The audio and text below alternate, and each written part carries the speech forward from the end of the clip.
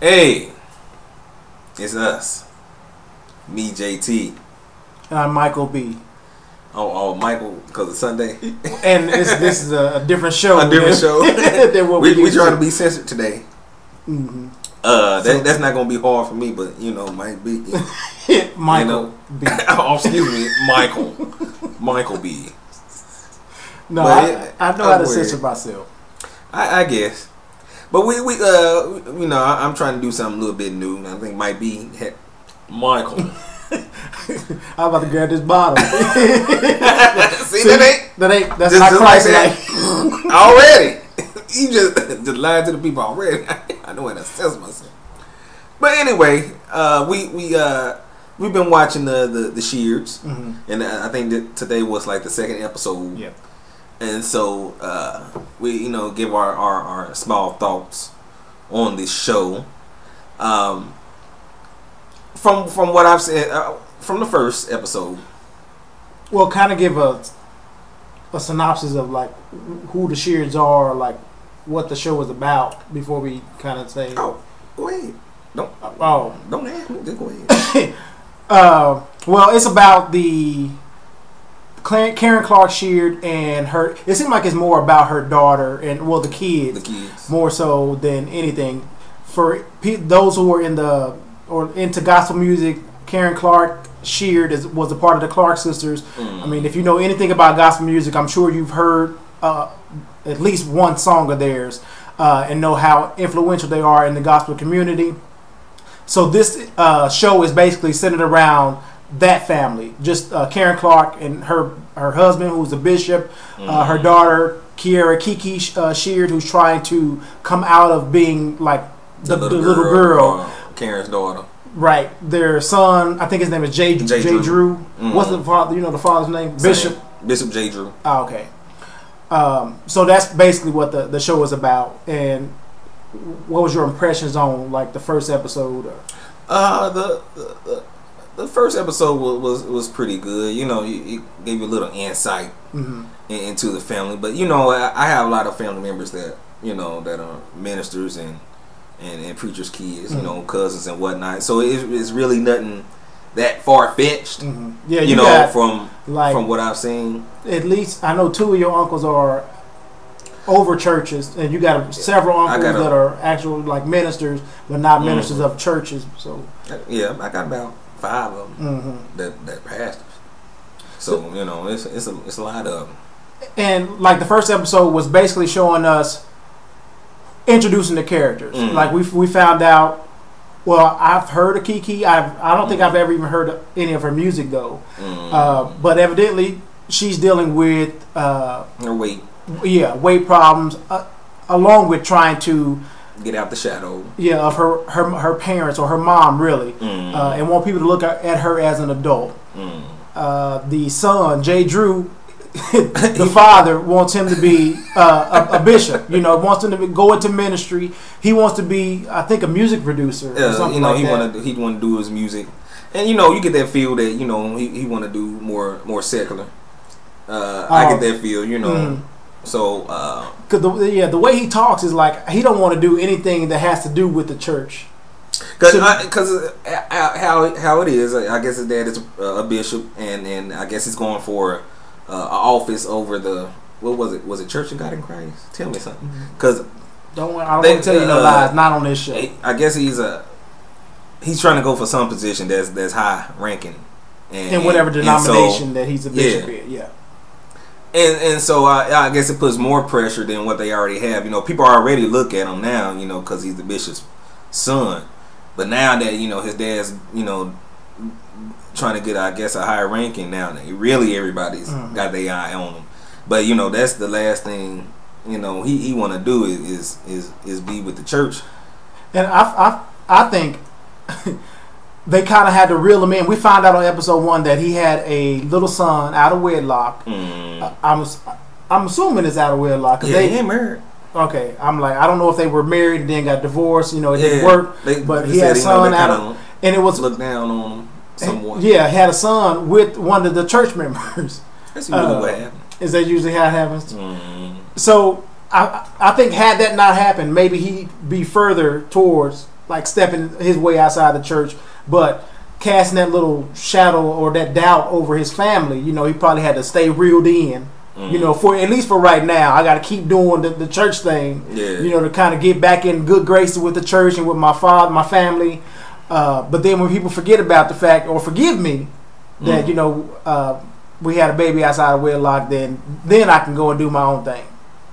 And we found out that, you know, the side note to him, he doesn't want to be with the baby mama, and you know you when the show first started, the first episode, you get that feel that, you know, she wanted that relationship.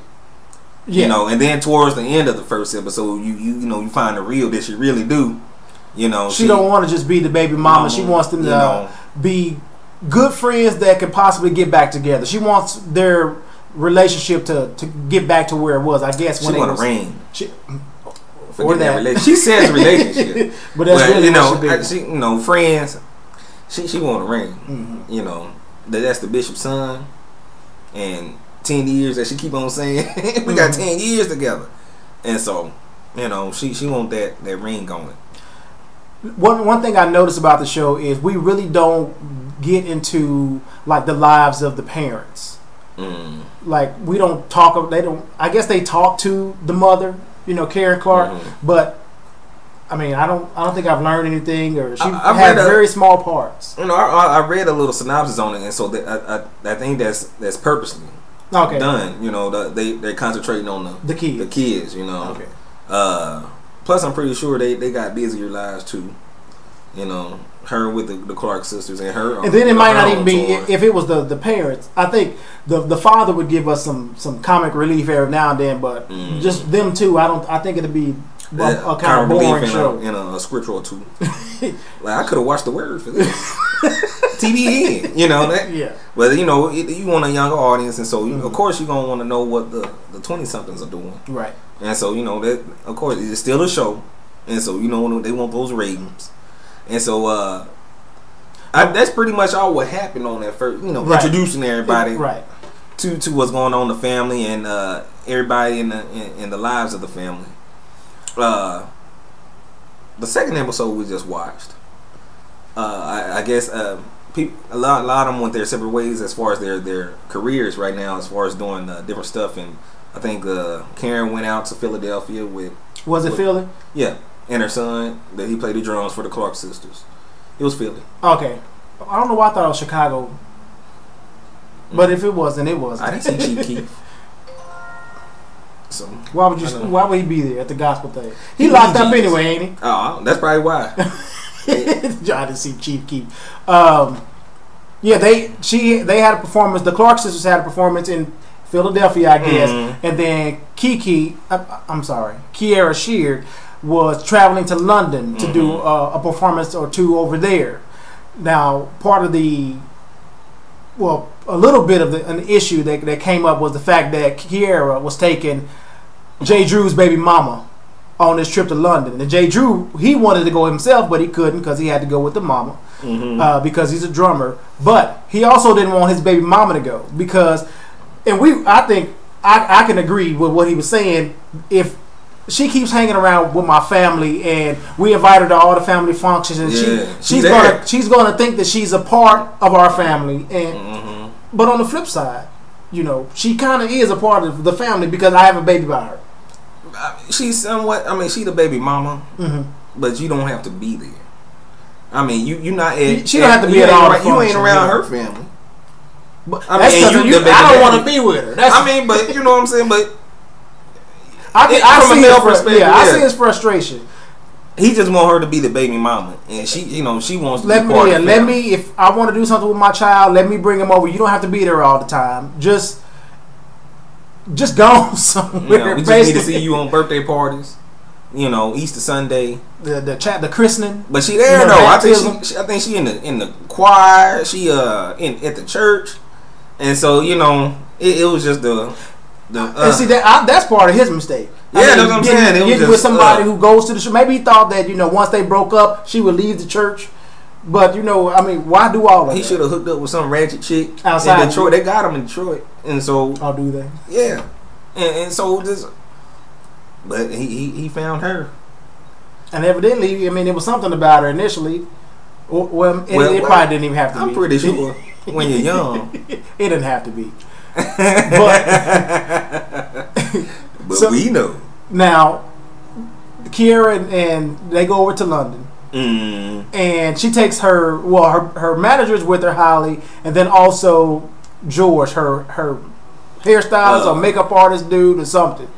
But she's worried about him because he likes to get, I guess he likes to have a good time. Yeah. Because I don't know if he goes to their church or is a member of their church. I think he's just her hairstylist. Yeah. He just showed up at the event because he in London. They said you're gonna show up too. But he wanted to go out and have a drink or two. And before they even left, Kiera talked to her father, and he's like, don't let George or don't let any. You're supposed to be the leader. What do you call her? The thermostat, and let them other people be the thermometers and get their readings from you. Which that's kind of hard, Yeah, you really can't, I mean, but if you set that standard, that from day one, usually, and they'll do what they do, not around you. That's usually how it happens. But when you're around her or whatnot, this I don't want this. Right. I want a clean environment. And so if you want to hang around me, we can have fun, but I don't want alcohol. I don't want drugs, anything around me because I don't participate in those things. But also people are watching me. Perceive different things. Right. And like her daddy said, people are looking at you. Well, if she doing it. No, yeah. If she's around the people that's doing it, then somebody can just say she was there, so she might as well be doing it. Mm-hmm. Perception is everything, and it don't take. All it takes is a picture that somebody can Photoshop or just misinterpret, and the media we run with it. Yeah, and then she fooled. And then they're gonna blame the church, and then it just goes downhill from there. Bad for the dad, and that's why the brother don't like it, because what I do. Then it infects everybody. He want to be his own man. Mm-hmm. He don't want to be bogged down with all that. He don't want the judgment and all that. Just let me be me. Let me do my music. Which is understandable. But he young. He trying to find himself. I'm trying to find him. He trying to find himself. Right. And so that comes with being young. He only like 22. Yeah, he looks older than. I thought he was like almost 30 at least. Maybe it's the mustache. Oh, maybe so. But I thought he was older than that. I don't know what to tell you.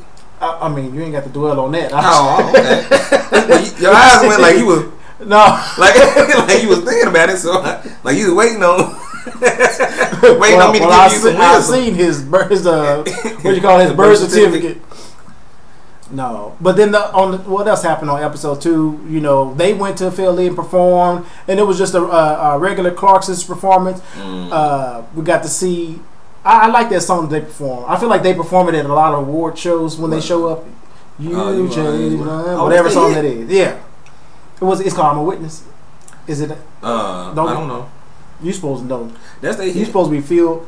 Okay, you supposed to be filled with the blessings and no. But the other issue is, even though Kiera brought her friend, what's her name? Chantel? Shan. They call her Shan. Chantel, yeah. Is it Chantel? They had a scene where they went to one church and she wanted Chantel, I guess they discussed this, but maybe they didn't rehearse this. Chantel sung with her, and they were. It wasn't righteous. It wasn't righteous. It was supposed to be like a maybe harmony, but there was nothing harmonious about it. It just was one of those sounds where you hear it. It's almost like you hear somebody screeching on a chalkboard. It was like, whoa! It was it was one part when the music died down and she was like the only one singing. You were like, oh. I wasn't supposed to hear that. Yeah, it didn't sound good, and I'm like, who okayed this? I don't know. That's when the mic man need to turn it down. Go ahead and turn that knob down. I would have did that if I was a kid. I'm like, I would have looked at her, just like you need to stop. Rude. I won't even let her know. That's not rude. Nah, she can keep on singing, but she ain't gonna. Nobody can hear it. You know, you a performer. You gotta keep it copacetic.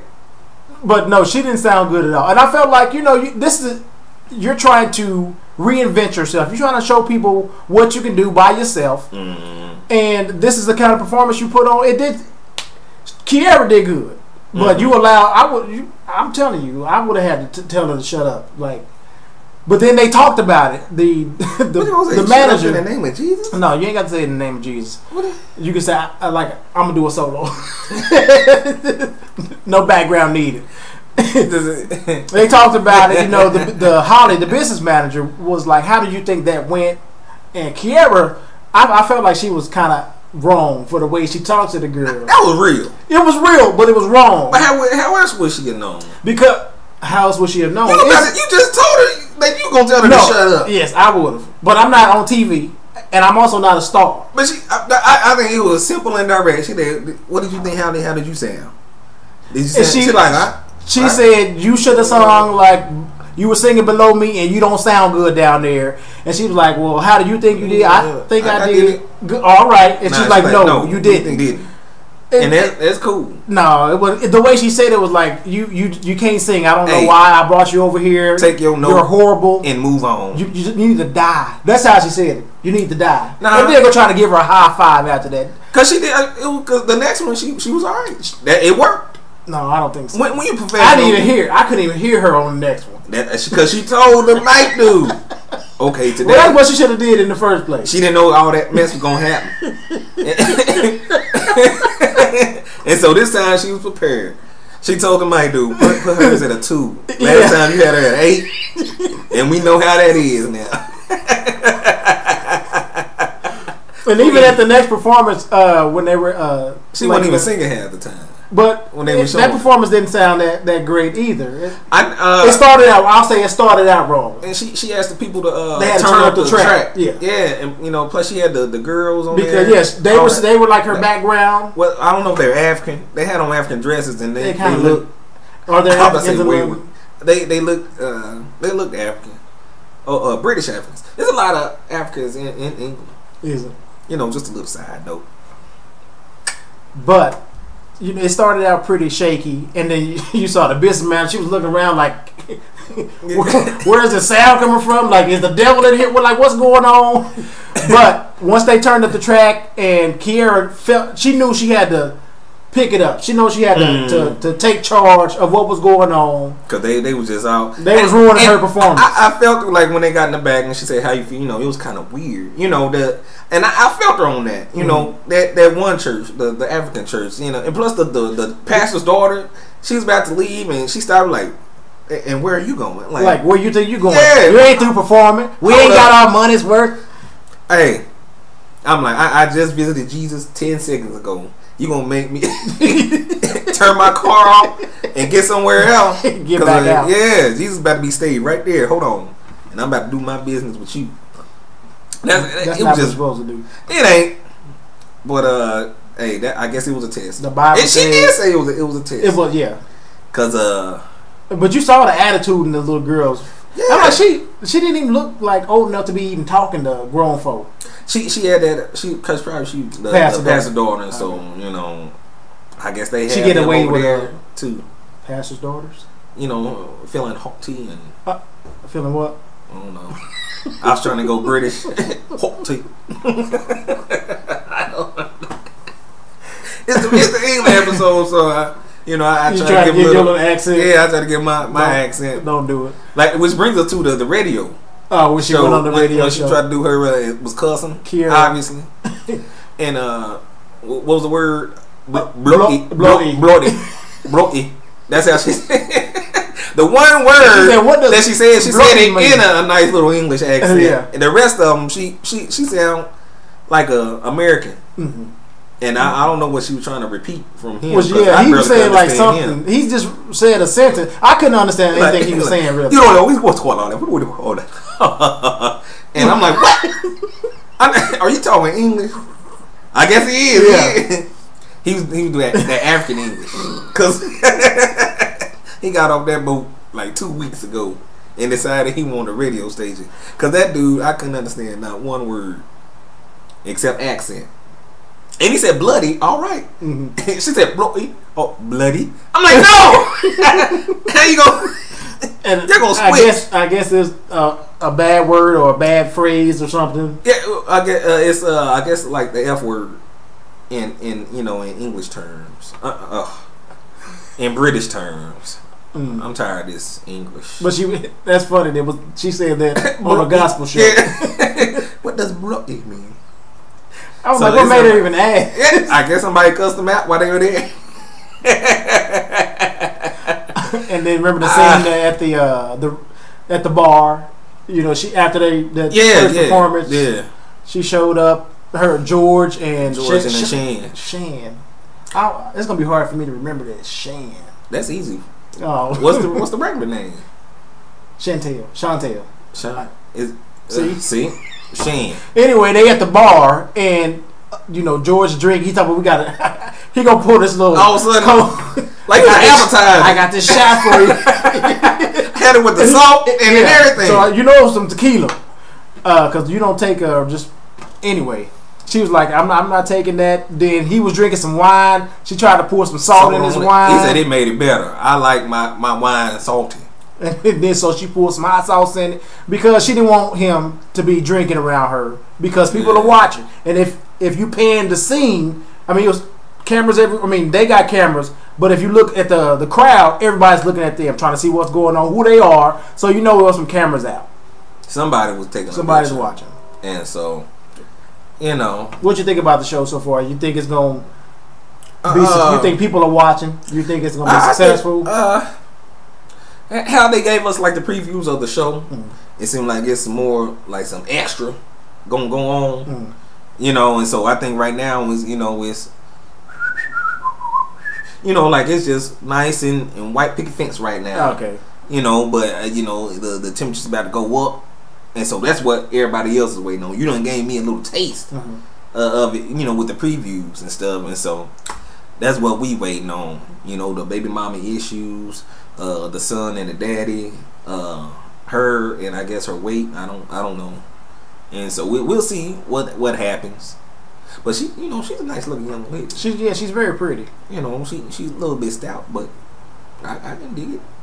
And you can already see that the weight issue is going to be a challenge for her because they were just having like a regular conversation, and she all of a sudden she was like, I got these chicken kebab or something, and she pulled it out of her book bag. They was talking about the trip and the buildings, and it's like, I got a chicken kebab. I'm like, where'd that come from? It seems so weird, and it's like she was looking for the perfect opportunity to work her meal into the conversation, but it didn't go. But she wanted to have that chicken or whatever it was, and it's like, you know, it's healthy. She said it was healthy, so maybe it was like a healthy snack.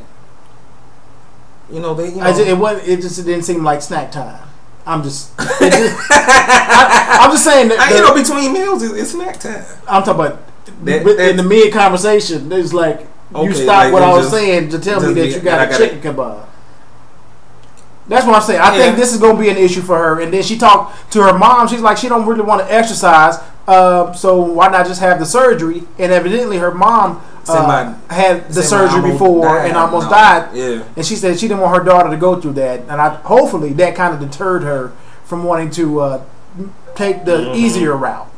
But she said she already lost like 70 some pounds, and so she, you know, whatever she did, it worked. But you know, that's just like, I mean, I don't want to actually put in the work to lose the weight.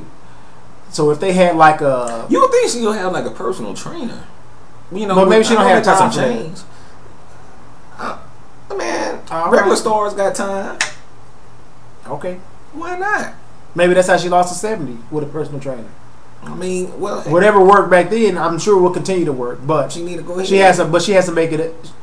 It's a battle within her mind as well. Of course. So until she defeats that, then it's gonna continue to be a struggle. Yeah, I guess stop taking kebabs out of it. Yeah, because you know they always, I don't know why it seemed like a third of her videos is her snacking. Yeah. You know, last week when they was talking about she had like a youth conference on the first episode, and she said, you know, when I'm nervous I eat. And she She said, had I got like some some chicken punch wings or something. in my bag, and she was eating like I don't know, a tuna sandwich or something on a plate, and everybody get ready, and she snacking. That ain't healthy, girl. Well, I'm sure she know, but she know nothing she can do. It's a well, it is something she can do, but she's working on it. Yeah, she's warring within herself. Oh, you use my word. All right. Well, that's all we had. Did you have something else? That's all we had for you today. We'll be back next week with another episode. Hopefully, it will be something enjoyable that we can talk about. Until then, I can't believe we did this cuss free, because Lord, I was warned within myself. No, it's easy for me. I don't have to cuss. They don't call me that. You messed up as soon as we started. You said something wrong. I almost did something wrong by grabbing that bottle. Oh, because you didn't want to get. I don't know if that Michael B. Right. But he got that bottle though over there.